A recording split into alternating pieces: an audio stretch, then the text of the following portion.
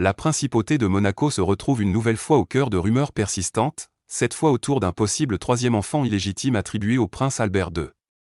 L'affaire a refait surface après la publication récente d'une série d'emails échangés entre Jeffrey Epstein, son avocat de l'époque et plusieurs connaissances.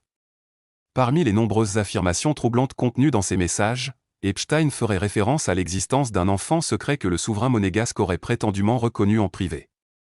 Selon ces échanges, cette révélation aurait provoqué une véritable crise au sein du couple princier.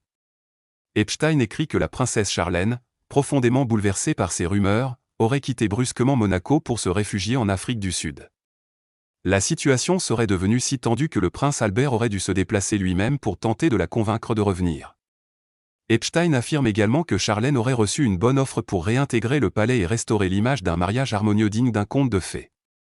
Comment Epstein aurait-il eu accès à une telle information ? Mystère complet.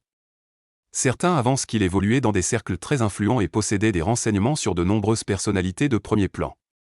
D'autres estiment qu'il aurait pu exagérer, voire inventer certains détails afin d'impressionner ses interlocuteurs. L'homme étant aujourd'hui une source profondément discréditée, et le contexte des emails restant opaque, il est impossible de vérifier la véracité de ces allégations. Ce n'est pas la première fois que le prince Albert fait face à des accusations de paternité hors mariage. Avant son union avec Charlène, il a officiellement reconnu 2 enfants, Alexandre Grimaldi, né de sa relation avec Nicole Coste, et Jasmine Grace Grimaldi, fille de Tamara Rotolo. Tous 2 ont été publiquement acceptés par le souverain et poursuivent désormais leur vie sous les projecteurs. Quant aux nouvelles rumeurs, elles demeurent non confirmées et le palais princier n'a formulé aucun commentaire. Elles viennent simplement s'ajouter à la longue liste de spéculations entourant la vie privée des familles royales européennes, des histoires où se mêlent fascination, scandale et imagination collective.